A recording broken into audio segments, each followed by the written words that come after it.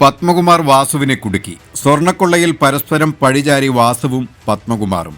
അന്വേഷണം വഴിതെറ്റിക്കാൻ പരസ്പരം കുറ്റപ്പെടുത്തുന്ന മൊഴികളുമായി രംഗത്ത് വന്നു. തിരുവിതാംകൂർ ദേവസ്വം ബോർഡ് മുൻ പ്രസിഡന്റുമാരായ എ പത്മകുമാറും എൻ വാസുവും ശ്രീകോവിലിന്റെ കട്ടിളപ്പാടികളിലെ പാളികൾ സ്വർണം പൂശണമെന്ന എക്സിക്യൂട്ടീവ് ഓഫീസറുടെ അപേക്ഷ താൻ ബോർഡിന്റെ പരിഗണനയ്ക്ക് അയക്കുക മാത്രമാണ് ചെയ്തതെന്നും, എന്നാൽ ബോർഡ് പ്രസിഡന്റായിരുന്ന പത്മകുമാർ അതിൽ അതീവ താൽപ്പര്യമെടുത്ത് നടപടികൾ വേഗത്തിലാക്കിയെന്നുമാണ് പറയുന്നത്. പത്മകുമാറിന് ഉണ്ണികൃഷ്ണൻ പോറ്റിയുമായുള്ള അടുപ്പമാണ് കാരണമെന്നും വാസു സൂചിപ്പിച്ചിട്ടുണ്ട്.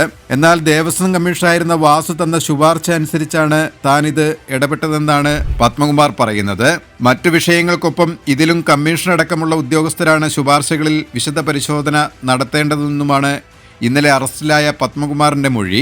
തട്ടിപ്പിൽ വാസു ഉൾപ്പെടെയുള്ളവരുടെ പങ്കാണ് പരിശോധിക്കേണ്ടതെന്നും അദ്ദേഹം വ്യക്തമാക്കി. ഉദ്യോഗസ്ഥർ പരിശോധിച്ച് ഉചിതമെന്നുള്ള ശുപാർശകളാണ് ബോർഡിന്റെ പരിഗണനയ്ക്ക് വരുന്നത്. അതിൽ സാമ്പത്തിക ബാധ്യതയുള്ളത് മാത്രമാണ് കൂടുതൽ പരിശോധിക്കുന്നത്. സ്പോൺസർ മുഖേന പാളികളിൽ സ്വർണം പൂശുന്നതിൽ സാമ്പത്തിക ബാധ്യത ഇല്ലാത്തതിനാൽ വാസുവിന്റെ ശുപാർശയിൽ ബോർഡ് കൂടുതൽ പരിശോധന നടത്തിയിട്ടില്ല.